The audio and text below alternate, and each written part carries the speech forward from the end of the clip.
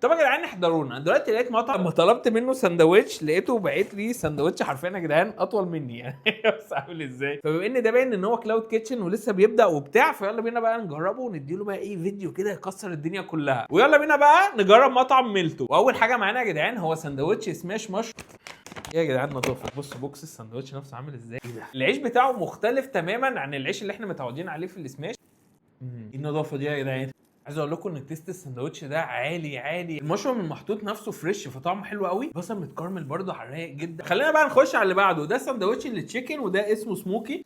كميه فراخ مش طبيعيه. هي الفراخ شكلها غريب شويه يعني، دي مش الفرايد تشيكن اللي احنا متعودين عليها. تحس ان هي معموله بالكريسبي. بصوا الشكل بتاعها عامل ازاي. لا السندوتش عملاق. يا جدعان المطعم ده مختلف ونقطه.